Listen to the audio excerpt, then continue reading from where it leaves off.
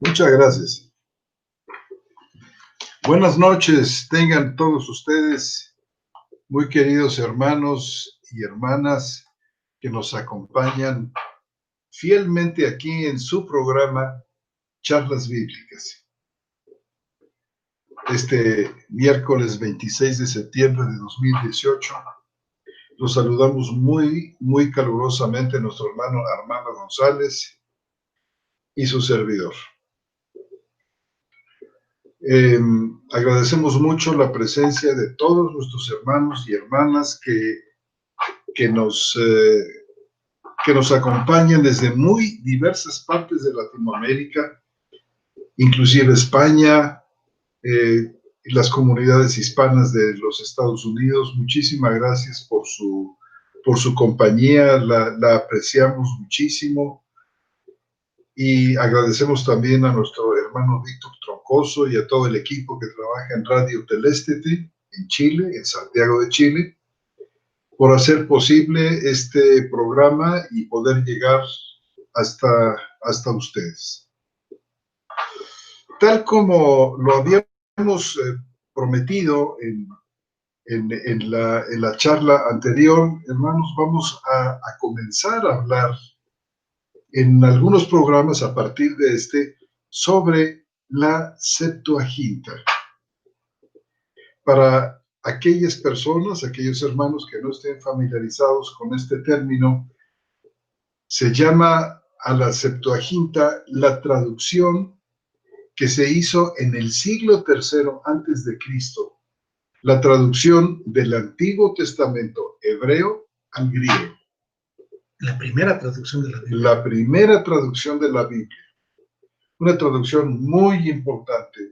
Nunca nadie hasta ese tiempo había intentado un trabajo de tal envergadura como traducir todas las escrituras hebreas y traducir además muchísimas otras muestras de la literatura judía que también estuvieron ahí presentes, para que la biblioteca de Alejandría, que fue de donde partió esta acción, esta sugerencia, pudiera tener dentro de sus saberes ni más ni menos que la ley, la gran ley judía. Y bueno, de esto vamos a hablar un poco más adelante. Por el momento, hermanos, esta es la Septuaginta, una obra de inmensa influencia, no solamente de los judíos de habla griega, sino también para la iglesia cristiana. Quiero que sepan que todas las citas que tenemos en el Nuevo Testamento del Antiguo Testamento fueron tomadas, todas de esta versión griega, de la Septuaginta. Más adelante, hermanos, haremos una serie de reflexiones que creo serán de su interés, dado el programa que tenemos diseñado para ustedes en estas charlas. Ahora, hay muchas razones importantes de por qué nosotros queremos dedicar estos programas a la Septuaginta. Principalmente, hermana, porque estamos hablando nosotros de la Septuaginta. Cuando nos referimos a la Septuaginta, estamos hablando del texto del Antiguo Testamento más antiguo que poseemos. Esta es una de las razones. En existencia tenemos, pues, este documento tan antiguo. En segundo lugar, hermanos, porque decíamos hace un momento, la Septuaginta fue la Biblia de la Iglesia cristiana durante más de 400 años. En tercer lugar, porque los que escribieron el Nuevo Testamento se apoyaron en ella y la citaron profusamente, validando de esta manera su autoridad. Una cuarta razón es que los textos proféticos de cumplimiento fueron tomados de la Septuaginta. así como las declaraciones de la persona divina del Hijo de Dios, Jesucristo.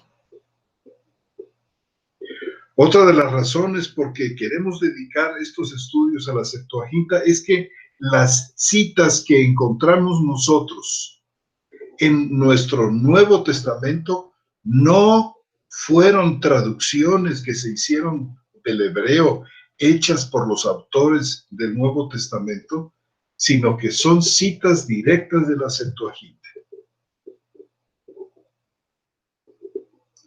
Otra de las razones importantes por la que queremos dedicar estos programas a la Septuaginta es que con la llegada de la Vulgata Latina, realizada por Jerónimo en el siglo V, una traducción hecha a partir del texto hebreo que se encontró entonces Jerónimo, se desautorizó en la cristiandad de Occidente el uso de la Septuaginta.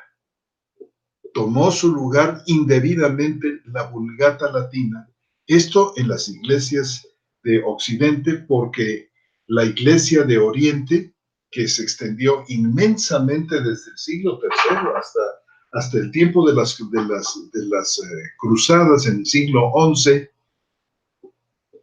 y hasta la fecha, estas iglesias orientales siguen usando la Septuaginta como su Antiguo Testamento.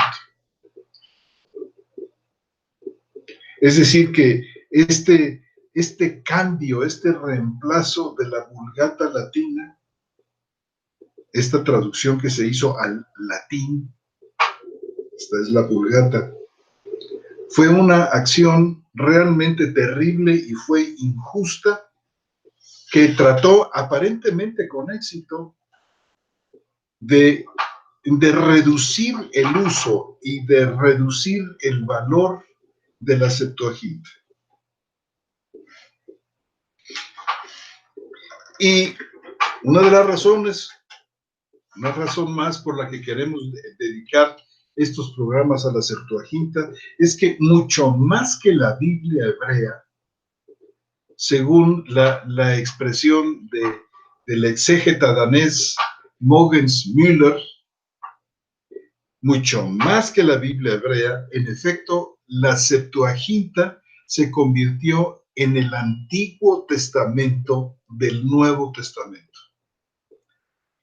Y con él nos preguntamos si en un contexto cristiano no debe ser el texto de la Septuaginta el punto de referencia, el texto de referencia para la traducción del Antiguo Testamento. Una razón más, y solamente cito estas razones por el momento, ya que en la medida en que nos explayemos y expliquemos, iremos hablando sobre otras importantes razones de por qué dedicamos estos programas a la Septuaginta.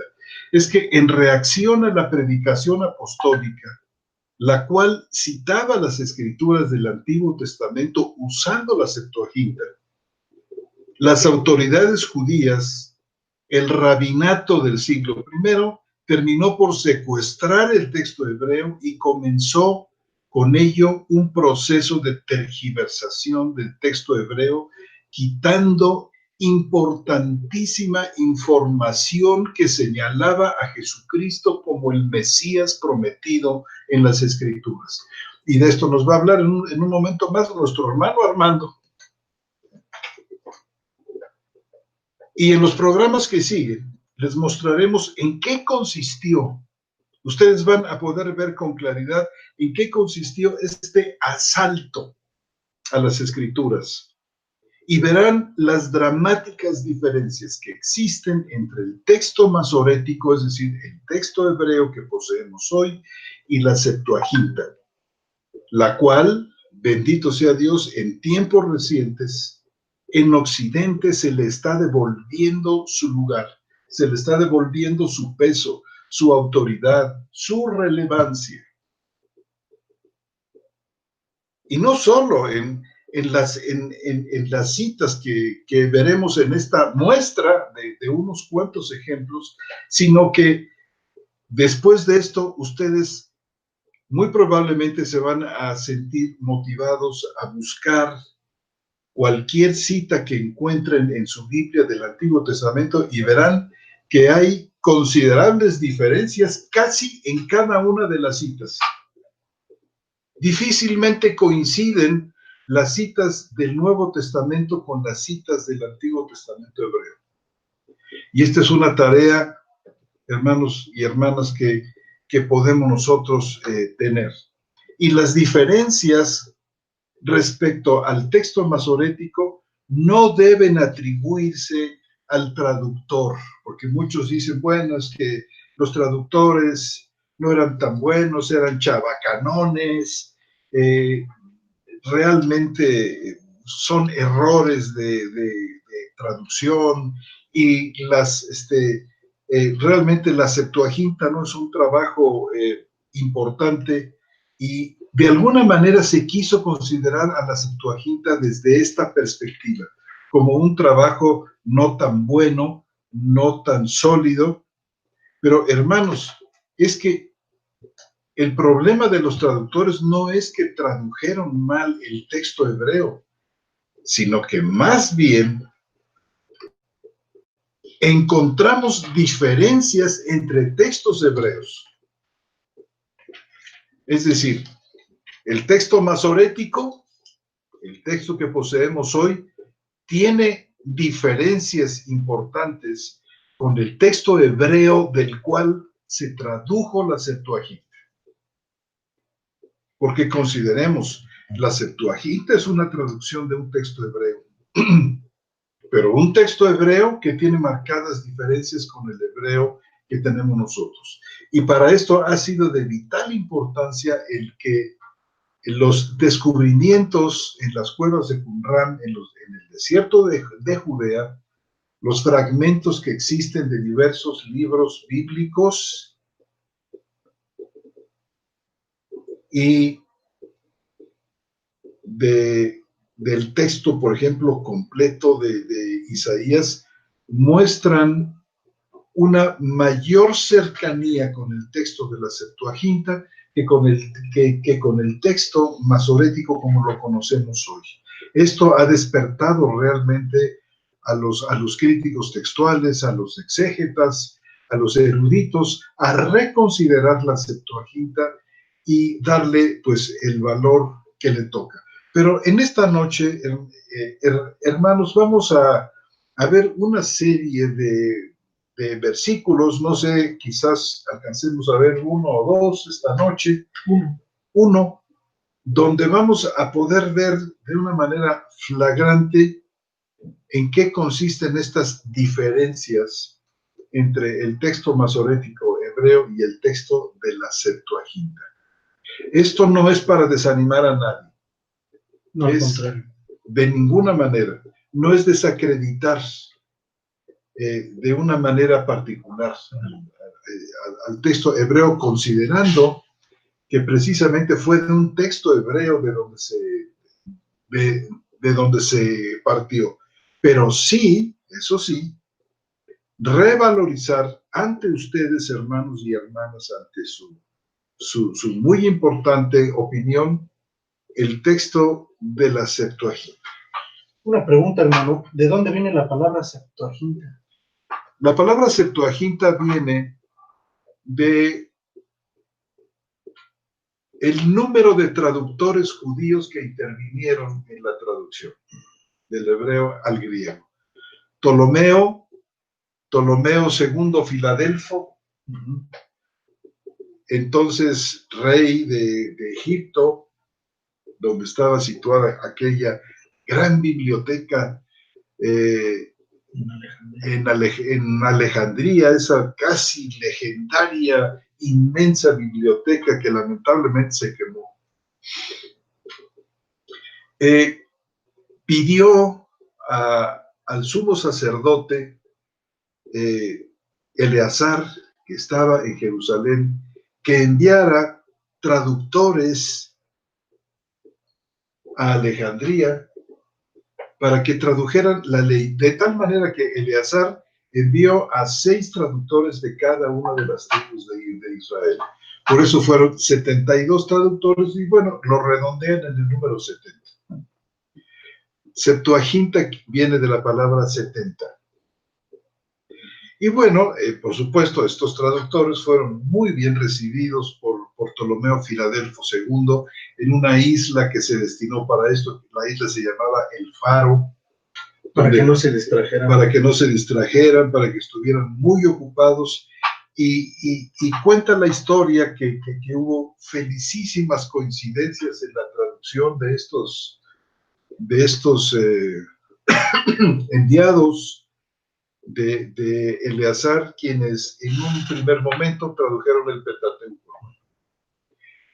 Y más adelante otros traductores, seguramente judíos de habla griega, tradujeron el resto. Pero todo este conjunto de libros que se llama Los 70, en su nombre técnico, fueron compilados, fueron reunidos, existieron en forma de rollo. Seguramente que Pablo contaba con una de estas magníficas escrituras. Ya ves que le pide a uno de sus discípulos, ¿verdad? Los apóstoles también. Y bueno, pues la iglesia de los orígenes se hizo de muy buenas copias de la Septuaginta. Y bueno, hay muchos detalles muy interesantes más que contarles acerca de personajes que intervinieron en este movimiento de traductores. Muy bien, hermano. Muy buenas noches, hermanos. Reciban nuestros saludos. Ya aquí el hermano José Antonio Septién hizo una presentación importante acerca de una introducción a la Septuaginta como tal, para que ustedes percibieran su importancia, que creo que vamos a ir puntualizando poco a poco. Y yo quisiera sentar algunas bases para poder explicar lo que vamos a tratar. La dinámica, si el hermano está de acuerdo, es que en cada sesión que tengamos, de aquí en adelante, presentaremos algún texto y daremos nuestro punto de vista cristiano. Esto es muy importante. Hay varios autores acerca de la Septuaginta que dan muy bien con el punto de la importancia del documento. Pero al momento en que yo he percibido a alguno de ellos, ellos no se atreven quizás a hacer una interpretación del porqué de estas diferencias. Sin embargo, nosotros sí la vamos a hacer. Vamos a dar nuestro punto de vista. Ustedes juzguen, hermanos. Ustedes sean un punto de referencia acerca de lo que vamos a decir. Pero sí es muy importante dos cosas. Una cosa muy importante es que cuenten ustedes en este momento con una Biblia que tenga el texto masorético. ¿Sí? ¿Quién tiene el texto masorético? Lo tiene la Biblia BTX en su tercera revisión o edición. Los que tengan ahorita una Biblia BTX en su cuarta edición, esa Biblia no tiene el texto masorético. Esa Biblia tiene un conjunto de textos, como bien lo dice al principio de la Biblia. Ellos se basaron en el Pentateuco samaritano, en la misma Septuaginta y en otros textos, el Códice de Alepo, pero no tienen el texto masorético. Con esto quiero decirles que la BTX 4 no es un punto de referencia para lo que vamos a explicar. Si tienen ustedes sus Reinas Valeras que han usado históricamente, o tengan algún otro texto, otra Biblia, ustedes van a percibir que sí traen el texto masorético. Yo quiero decirles que hay una diferencia entre el texto masorético y la versión 70. La versión 70 no contamos al día de hoy más que con una Biblia que le llaman la Biblia greca, que está toda en griego. Es una Biblia, es un volumen grandote, que en griego se tiene el Antiguo Testamento y en griego se tiene el texto de Nextlealan del Nuevo Testamento en griego.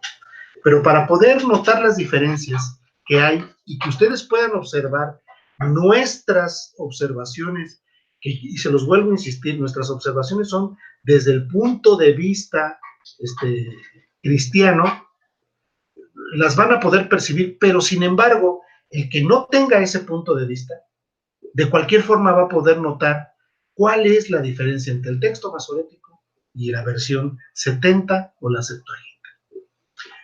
Y directamente les voy a también a pedir que apunten muy bien estos textos que vamos a referir, porque son de suma importancia. Bien, nada más una pequeña nota. Miren, hermanos, esta es la Biblia greca, una edición hecha por la Sociedad Bíblica Alemana en colaboración con las sociedades bíblicas de muchas partes del mundo.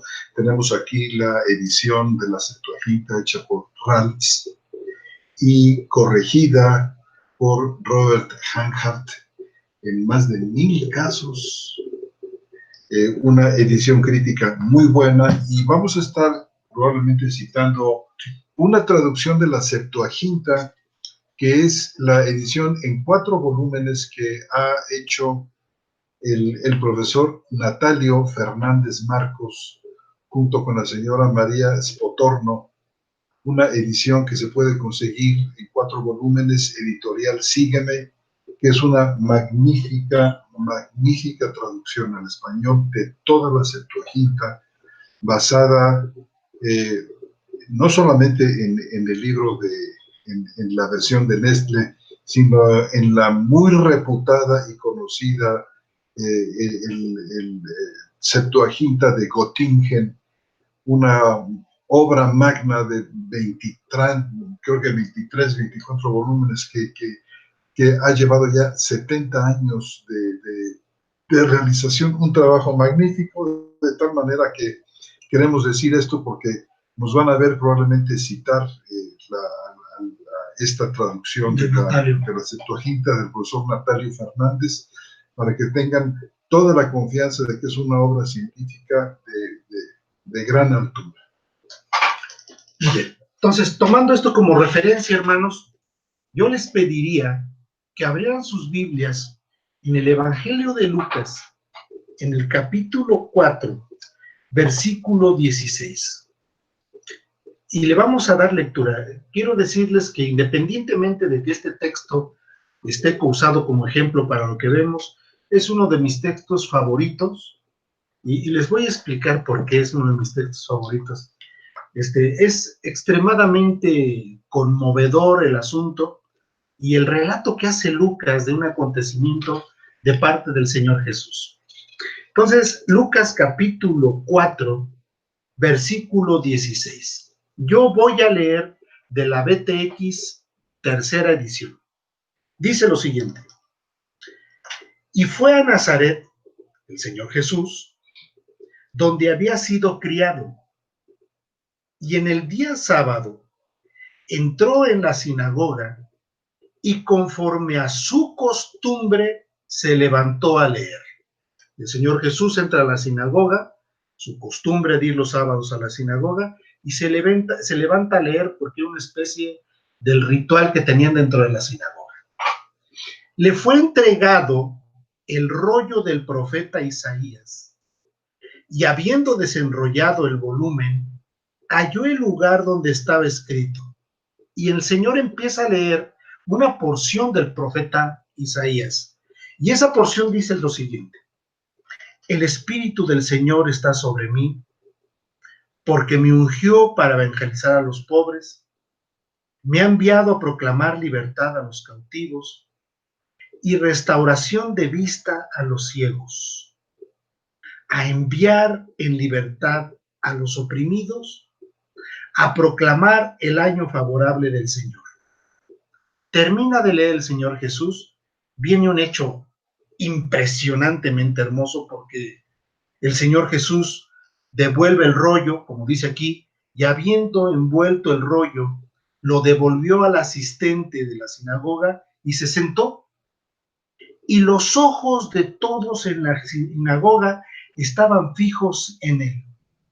Y viene el hecho importante: y comenzó a decirlos: hoy se ha cumplido esta escritura en vuestros oídos. Y todos daban testimonio de él y se maravillaban de las palabras de gracia que salían de su boca, pero decían: ¿no es este el hijo de José? Debió haber sido impresionante, en primer lugar, decir: lo que Isaías escribió hace 700 años, lo dijo de mí. Y hoy, delante de sus oídos y de todos ustedes, se está cumpliendo esta escritura. Les estaba diciendo que él era el Mesías esperado, aquel Mesías de donde el Espíritu del Señor estaba sobre de él, porque lo había enviado a evangelizar a los pobres, a proclamar libertad a los cautivos y, una cosa importante, a restaurar la vista a los ciegos. Si nosotros seguimos leyendo la narración, el Señor es tomado y llevado a un despeñadero y a punto de aventarlo al despeñadero por la fracción o por las fracciones judías importantes, porque habían identificado que lo que él estaba diciendo es: yo soy el Mesías que estaban esperando. En todas sus palabras hay una significación importante, es decir, enviar libertad a los oprimidos. Al día de hoy entendemos por qué. El Señor vino a libertad a los oprimidos del pecado, a los oprimidos de esa condición caída que tenía oprimida a la humanidad. ¿Y quién viene a libertar a esos oprimidos? El Señor Jesús. Y eso solamente lo podía hacer, y dice, a proclamar el año favorable del Señor. Pero hay un hecho importante que yo quiero resaltar, y ahorita vamos a tratar de hacerlo pedacitos. Es el siguiente, hermanos. Es el que tiene que ver con la restauración de vista a los ciegos.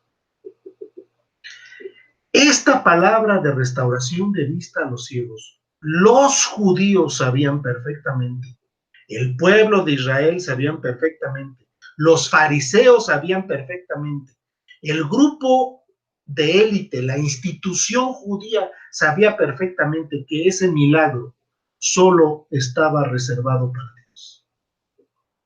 Nadie más había dado vista a los ciegos, porque sabían que el que daba la vista, el que daba el oír, el que daba el hablar, era Yahvé. Entonces, cuando los judíos escuchan que el Señor dice: el Señor me ha enviado a restaurar vista a los ciegos, él estaba diciendo: soy Dios. Entonces, por eso lo tomaron y lo llevaron a un despeñadero para matarle. Les había parecido una blasfemia. Les había parecido una perfecta blasfemia. Y el Señor Jesús, en este texto, o en Lucas, en este texto, está citando una porción del profeta Isaías. Dicen, esto fue lo que leyó el Señor. Si nosotros vamos, hermanos, a Éxodo 4:11, nos vamos a regresar. Éxodo 4:11. Y de ahí nos vamos a mover algunos textos en el Antiguo Testamento. Éxodo 4:11 dice, está refiriendo al aspecto de Moisés. Vamos a leer el 10 para que entendamos el concepto. Dice, el contexto: dijo entonces Moisés a Yahvé: te ruego, Adonai, no soy hombre elocuente, ni ayer, ni anteayer, ni desde que hablaste a tu siervo, pues soy torpe de boca y torpe de lengua. Pero Yahvé le respondió a Moisés y le dijo: ¿y quién ha dado la boca al hombre? ¿Quién hizo al mudo y al sordo? ¿Al vidente y al ciego? ¿No soy yo Yahvé? Es decir, ellos sabían a través de las Escrituras que el que daba la vista y la quitaba era el Señor.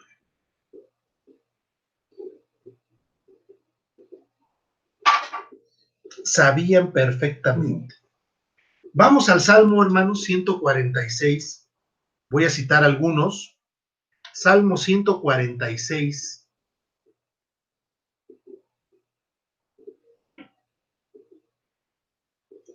Versículo 8, hermanos.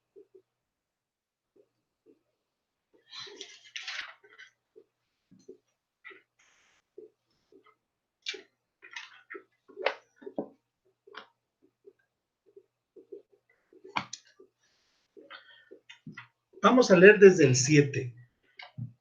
Salmo 146, versículo 7.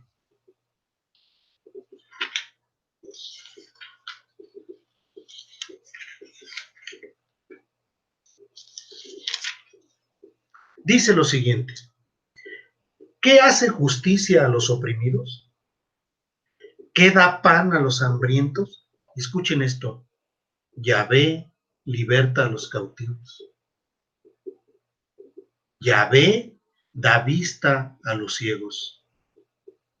Yahvé levanta a los caídos.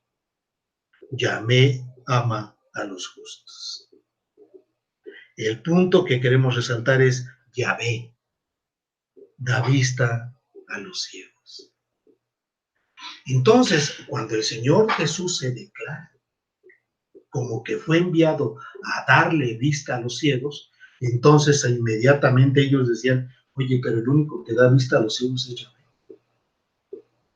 Como este Jesús, que no es el hijo de José, dice que fue enviado. Y aquí en este salmo se utilizan dos palabras que utiliza él: Yahvé liberta a los cautivos y Yahvé da vista a los ciegos. Es decir, sí había un antecedente y un contexto de que esto era exclusivamente reservado al Señor.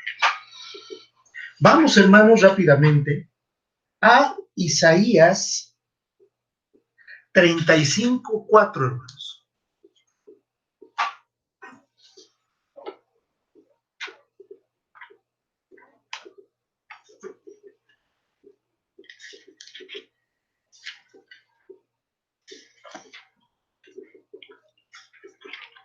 Isaías 35:4.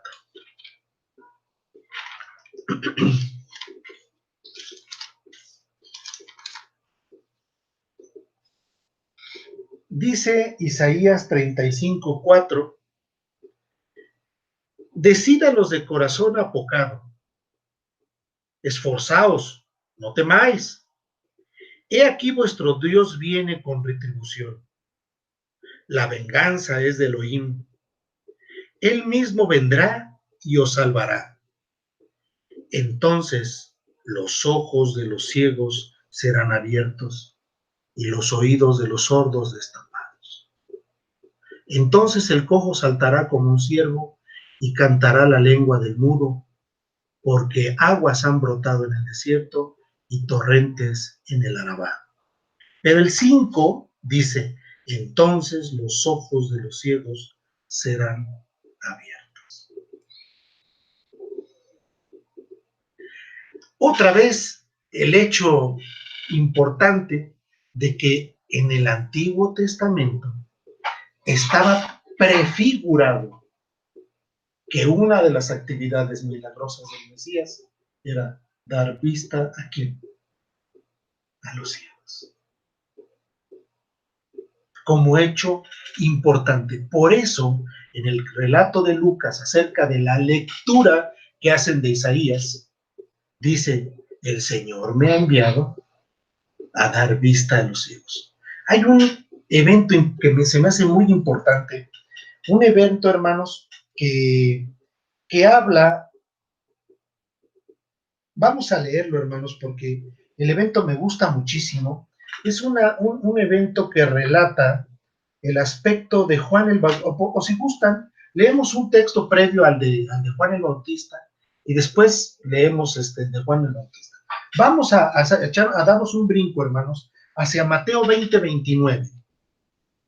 Vamos ahora sí a brincar hasta el Nuevo Testamento, solamente para resaltar un hecho importante, y estamos hablando de Mateo 20:29.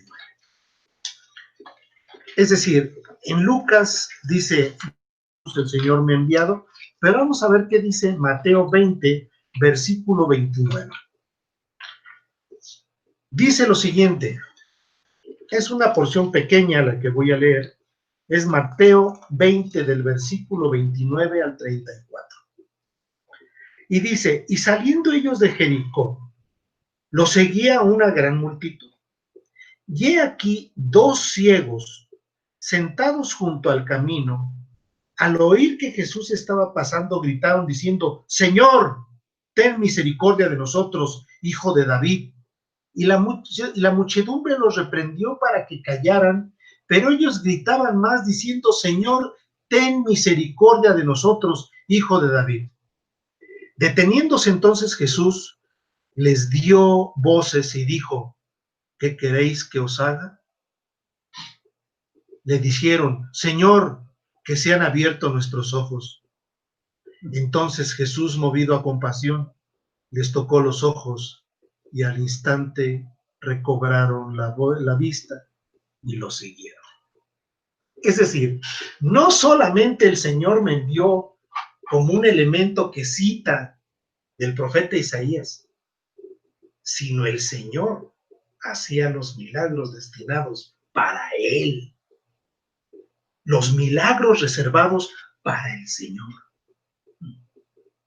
Hay un hecho fundamental porque se me hace importante, porque tiene que ver con Juan el Bautista, hermanos. Este es un hecho importante porque Juan el Bautista tuvo dudó. Ya estando en la cárcel, Juan el Bautista manda a unos de sus discípulos a preguntar si era realmente el Mesías, que si era realmente el Mesías el que estaba esperando. Aquí el hecho es muy conmovedor porque Juan el Bautista era primo hermano del Señor Jesús. Evidentemente debieron haber jugado de niños, debieron haber tenido una actividad muy cercana por la cercanía de María y Elizabeth, la madre de Juan el Bautista. Sin embargo, Juan el Bautista es el que inaugura la entrada del Señor Jesús en su ministerio. Es bautizado por Juan el Bautista. Hay un acontecimiento impresionante porque es una de las manifestaciones de la Trinidad fundamental. El Señor Jesús es bautizado y se oye una voz del cielo que dice, este es mi Hijo amado en el que tengo complacencia. El Señor Jesús, siendo el Mesías presente, y desciende el Espíritu Santo como paloma, es decir, la Trinidad está presente como un hecho fundamental en la instalación del reino de Dios. Sin embargo, ya Juan el Bautista en la cárcel le manda a hablar a unos de sus discípulos y le dice, vayan y pregúntenle si es el que estábamos esperando. Vamos a leerlo, hermanos. Esto está en Lucas 7, hermanos, nuevamente. Vamos al Evangelio de Lucas. Lucas capítulo 7, versículo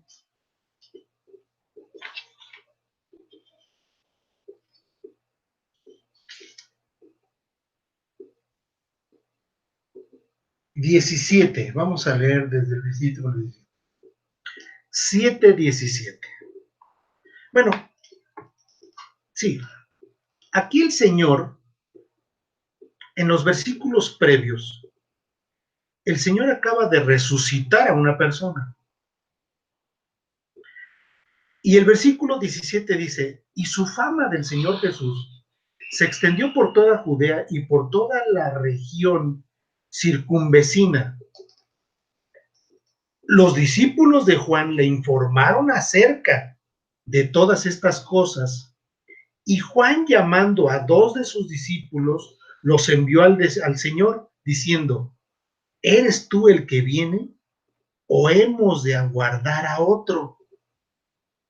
Cuando los hombres fueron a él, le dijeron: Juan el Bautista nos envió a ti diciendo: ¿eres tú el que viene o hemos de aguardar a otro? Lo más sorprendente de este texto es que el Señor no les dice nada. No les dice: sí, yo soy el que están esperando. No. El Señor no les dice nada. Fíjense lo que hace.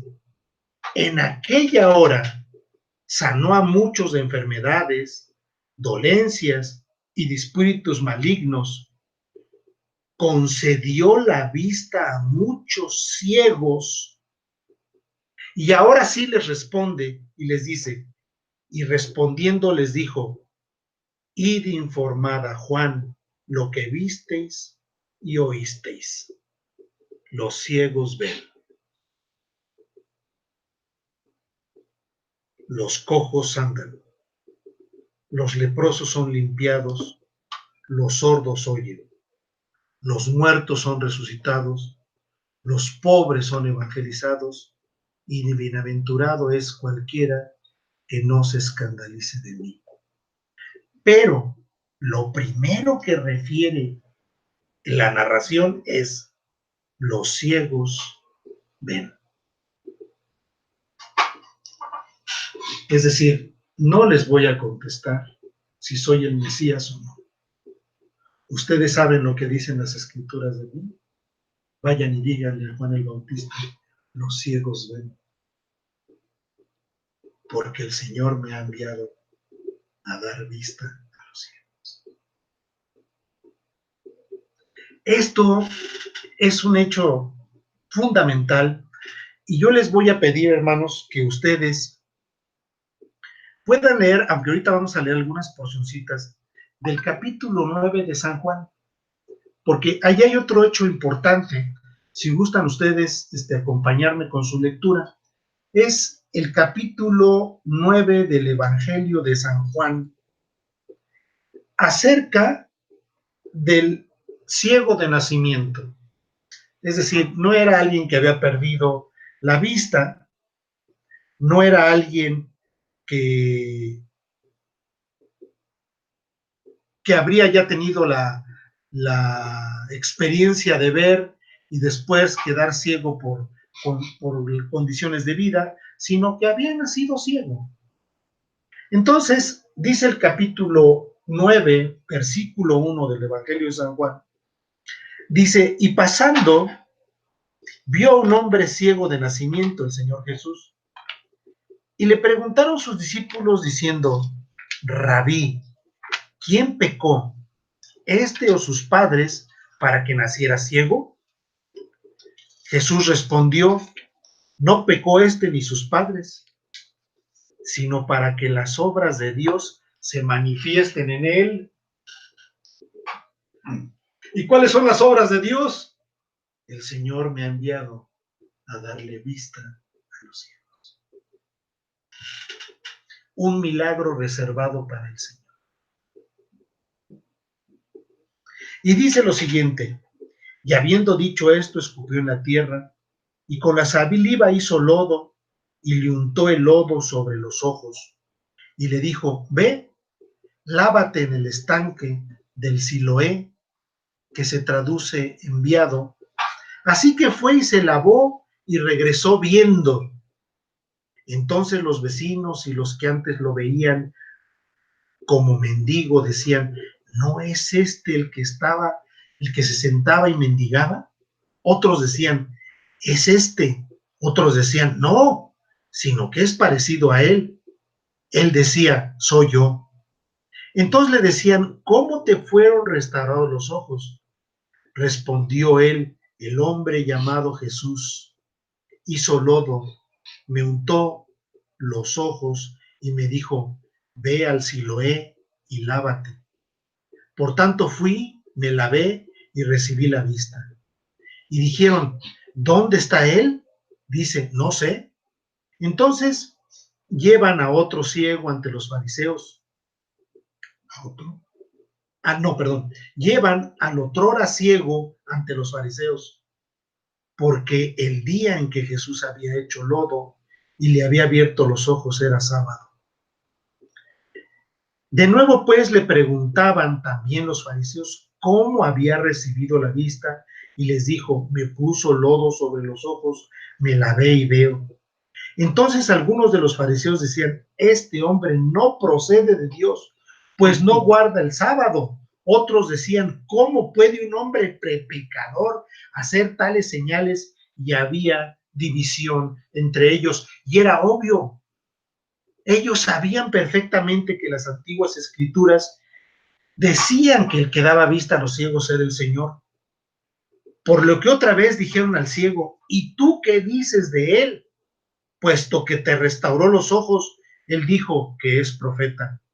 Pero los judíos no creyeron acerca de él, que había sido ciego y había recibido la vista, hasta que llamaron a los padres del que había recibido la vista.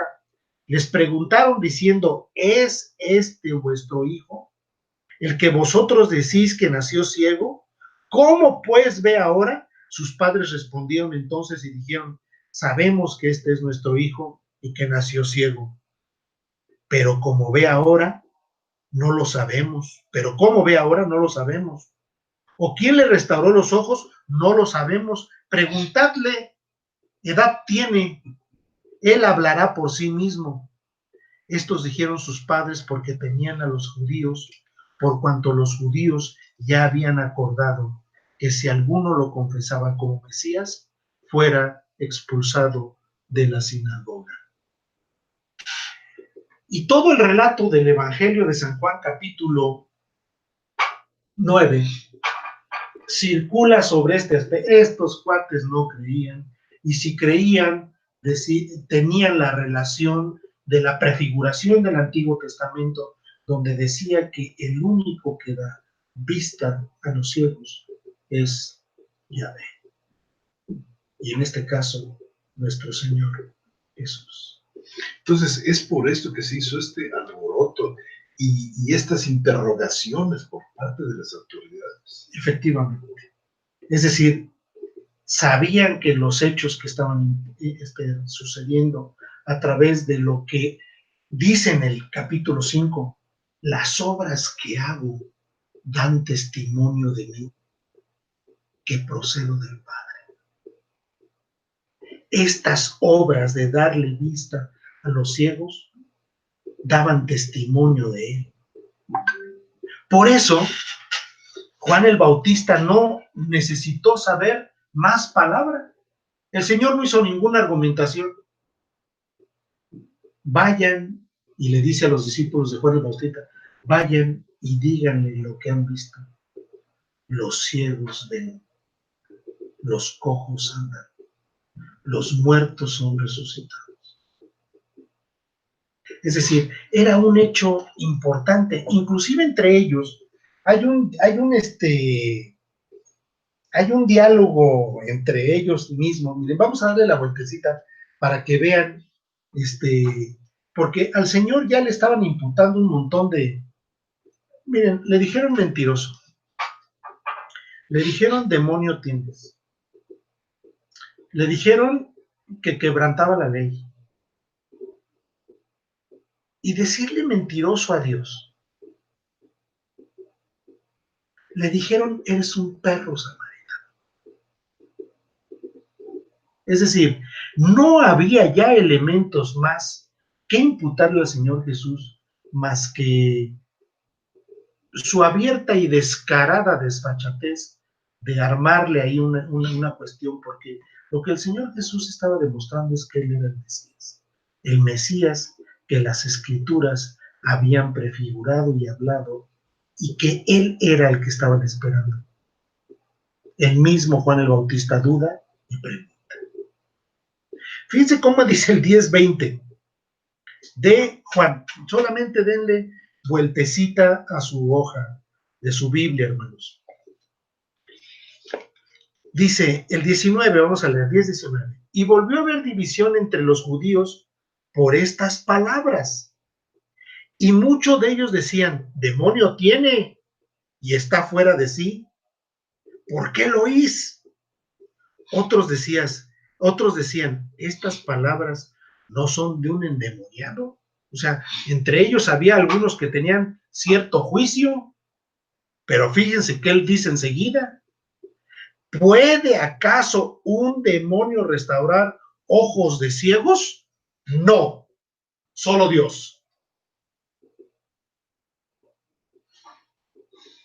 Es decir, ellos mismos tenían la inquietud acerca de lo que el Señor Jesús estaba haciendo. Vamos allá adelantito. Juan 11:37. Ahí mismo, démosle vueltecita a nuestras hojas de nuestra Biblia. Dice el 11:37.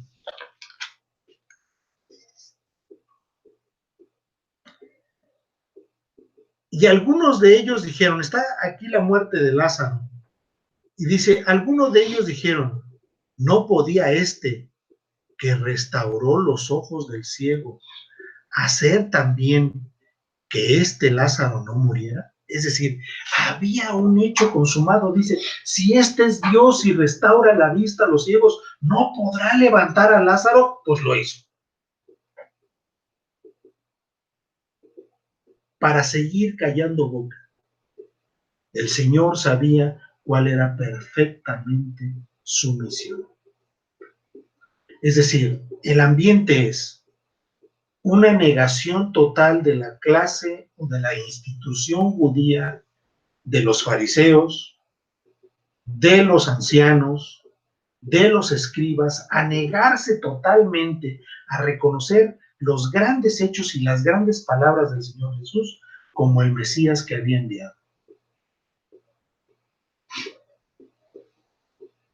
Se los había demostrado por lo que decían las Escrituras, por los hechos y por la obra que venía haciendo.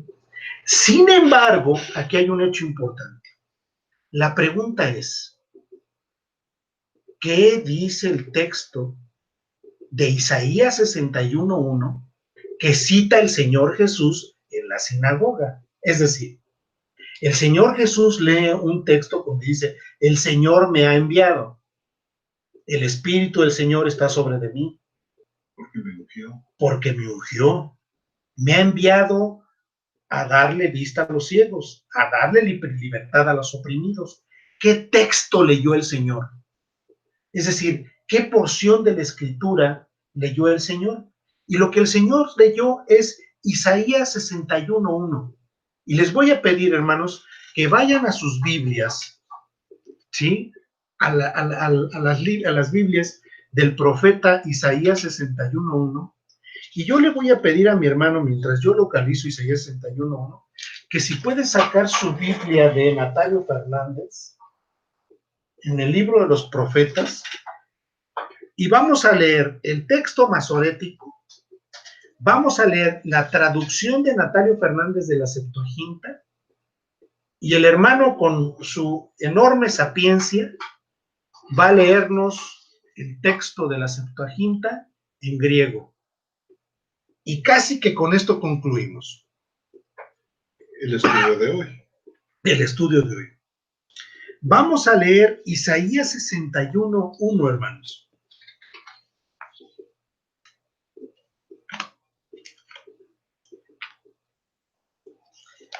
Que es el texto al cual Lucas hace referencia de ese evento donde el Señor Jesús se le entrega el rollo y lo lee en la sinagoga, como era su costumbre, dice.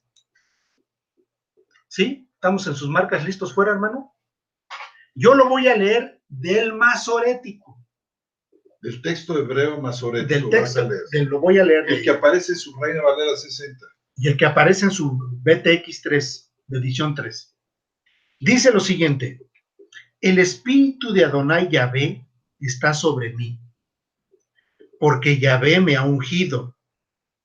Me ha enviado a predicar buenas nuevas a los abatidos, a vendar los corazones desgarrados, a proclamar libertad a los cautivos y a los presos apertura de la cárcel, a promulgar el año de gracia de Yahvé y el día de la venganza de nuestro Dios, a consolar a todos los que lloran a comunicar la alegría a los que lloran en Sión, dándoles hermosura en lugar de ceniza, y el óleo de regocijo en un lugar de lamentos, y el manto de alabanza en lugar de pesadumbre, para que sean llamados árboles de justicia, plantados por Yahvé mismo, para que Él sea glorificado.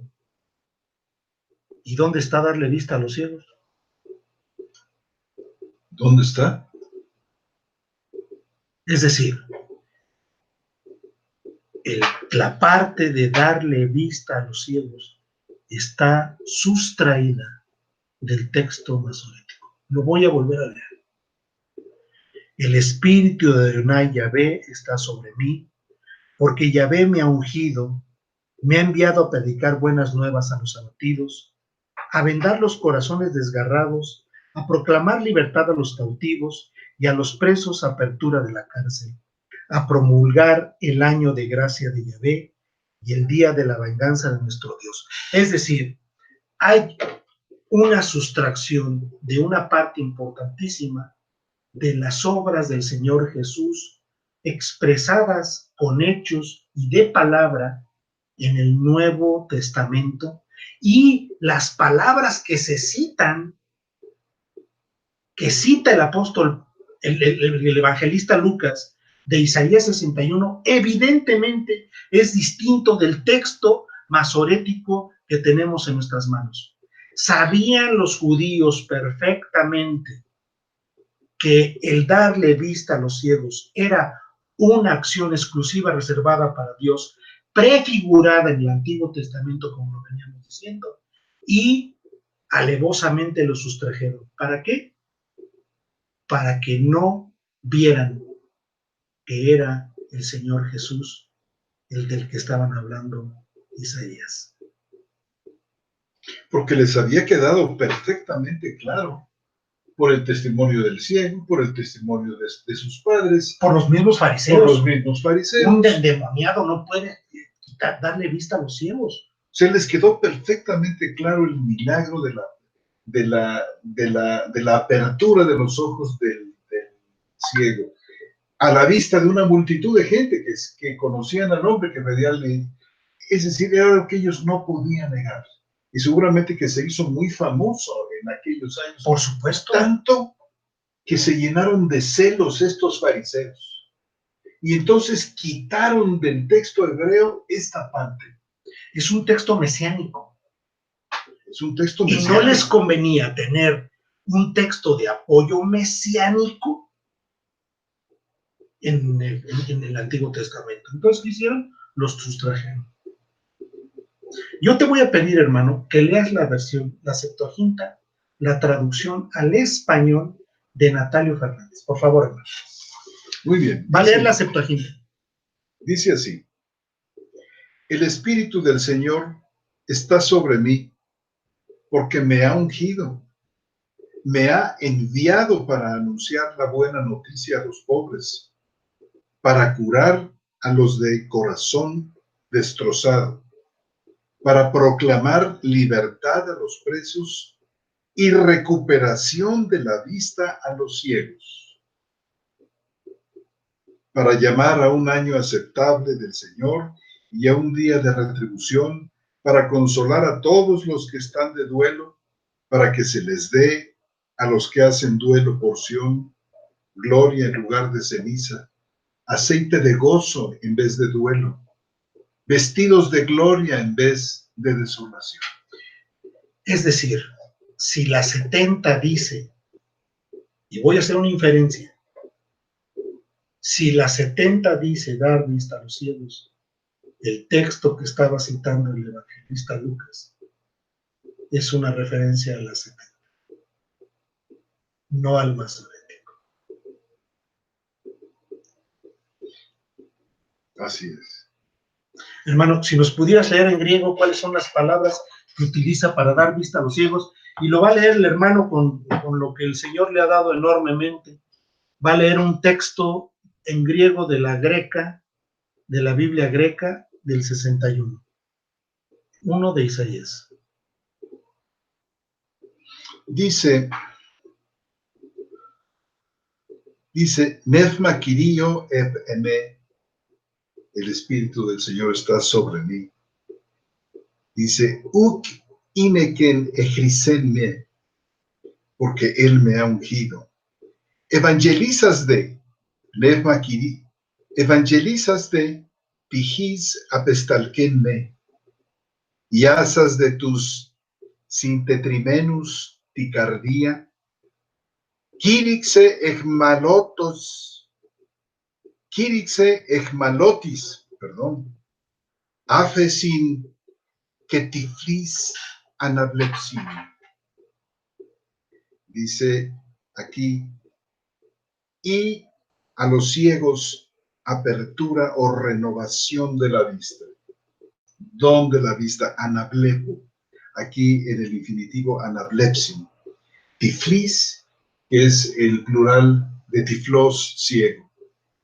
Tiflos anablepsin. Perfectamente hermosa la traducción. Recuperación de vista. Eso es anablepsis. Recuperación de vista. Luego, el acusativo, a los ciegos. Muy bien, hermanos. Y muy interesante porque el texto hebreo que utilizaron los traductores de la Septuaginta, ese texto hebreo sí decía, exacto, que no es el masorético, ¿eh?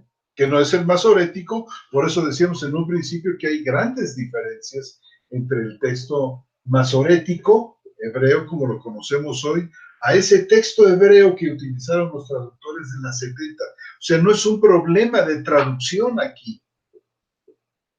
Es un problema de sustracción, de mutilación. Es un problema de base textual diferente y además agravado tremendamente por el hecho de que seguramente el texto hebreo que tenían estos escribas sí decía recuperación de vista, pero aquí hay una sustracción.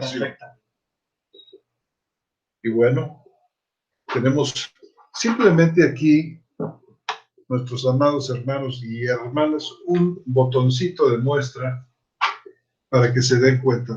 Me ha parecido hermosa toda esta descripción que has dado, hermano, de esta exclusividad del milagro, de la devolución de la vista a los ciegos como reservada exclusivamente para Dios. Mira, había habido, en el Antiguo Pacto, había habido resurrección de muertos. El leproso Naamán había sido sanado tras el consejo del Pablo resucitando. Pablo lo hace. Hermanos, pero no hay una sola palabra en toda la Biblia, excepto estos pasajes de Juan y estos pasajes de los evangelios sinópticos, así se les llama a Mateo, Marcos y Lucas, donde es muy clara la referencia a nuestro Señor Jesús como devolvido en la vista de los ciegos. Esto ha sido, hermano, una gran bendición. Hermano, ya has hecho una secuencia magnífica. Estas citas del Antiguo Testamento, del Salmo 146, de Éxodo 4, de Isaías 34, son hermosísimas y de un gran peso confirmado. Pues espero que así haya resultado para nuestros hermanos y hermanas esta noche. Creo que en este momento no tenemos aquí. Con esto terminamos, hermanos. La próxima semana tocaremos otro aspecto acerca de la cuestión del Mesías, otro texto que está sustraído y otra diferencia que hay entre el masorético y a este.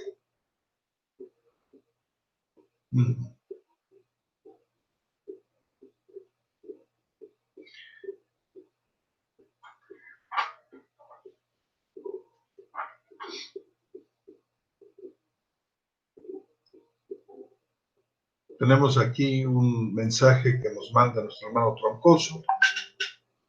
Vamos a empezar por ahí. Sí, aunque es un mensaje del comienzo, te fijas. Ve la obra 2006. Gracias a nuestra hermana Yelitza, que está con nosotros. a todas las hermanas y hermanas que nos escriban aquí. Dice la hermana Irma Valderas, saludos hermanos. Ha sido una preciosa exposición con la clara evidencia para mostrar las alteraciones que presenta el texto hebreo que derivó en el texto masorético. Así es, hermano. ¿Algún comentario, hermano? No. Lo que no entiendo es lo que quieres decir, Malach Perahim. Malach Perahim, no sé qué es. Seguramente así debía decir el hebreo, pero no estoy seguro de ello.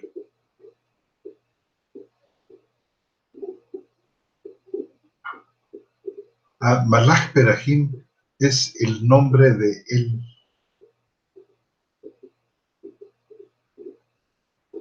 Malach. Malach tiene que ver con enviar, ¿verdad? Tiene que ver con el enviado, pero Perahim no sé, porque en hebreo el nombre es Shem. Y escribe ahí algo en griego que... Es correcto que Tiflos Anaplepsi es la cita de la Septuaginta.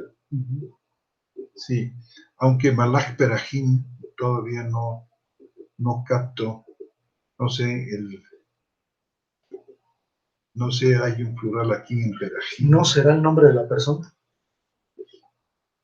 No lo sé. Perahim. Si hay alguna otra pregunta, sí, de la persona, el nombre de la persona, Malach Perahim. Eso es la persona, ¿verdad, hermano tramposo? La persona que escribió eso. Que escribió eso. Efectivamente. Qué bien.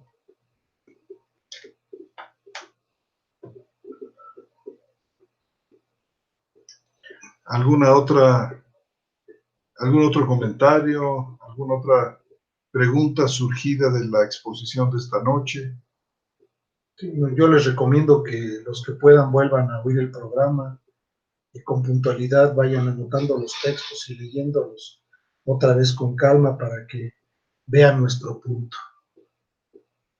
Muy bien. Y hay otros muy interesantes. Que vamos a irles presentando porque en cada sesión de charlas bíblicas. Hoy abrimos boca con este. Dice Jesús, yo creo que es nuestro hermano Jesús Lozada. ¿Quieres leerlo, hermano? Dice, gracias querido hermano profesor José Antonio Septién y hermano Armando González, como siempre, muy interesante su conferencia, Dios les siga bendiciendo. El mismo hermano dice, como decía el profesor Carlos Bouchard, después de los manuscritos del Qumran, la 70 viene a demostrar tener una mayor autoridad que el hebreo del siglo X, el masorético. Gracias por su exposición de esta noche. Muchas gracias, hermano Jesús Lozada. Y coincidimos con usted, hermano Jesús, además.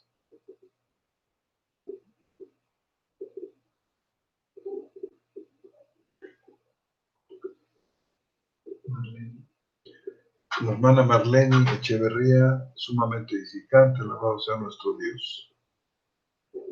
Su hermano Ricardo Oliva Sáez, gracias. Muchas gracias, hermanas y hermanos, por acompañarnos esta noche. Es un arropamiento suyo, muchas gracias. Por su tiempo y su paciencia en escuchar estas cosas que traemos para ustedes, hermanos.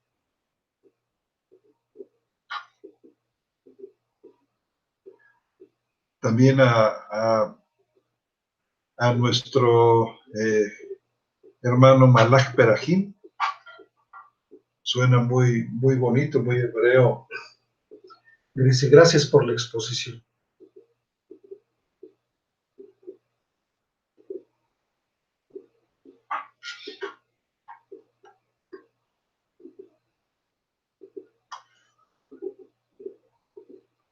Bueno, pues si no hay una pregunta más, un comentario,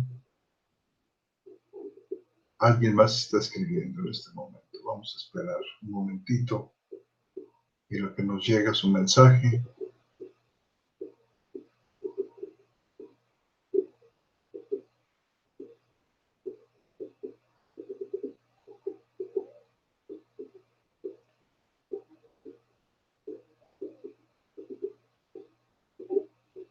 Es mi nombre de primo Ángela Flores. Ya decía yo que malaje era Ángel lo enviaba. Sí. Muchas gracias, hermano. Saludos desde Jalapa, Veracruz, México. Qué bueno que nos oyen por allá también. Amén. Cuánto gusto. Bueno, pues, hermanos, muchísimas gracias por su compañía y confiamos en que nos podremos ver con la ayuda del Señor el siguiente miércoles a la misma hora en su programa Charlas Bíblicas. Gracias al hermano Troncoso. Muchas gracias, hermano. Y al equipo que trabaja para Radio Teleste. Un abrazo para todos ustedes. Dios los bendiga a todos. Gracias por su tiempo.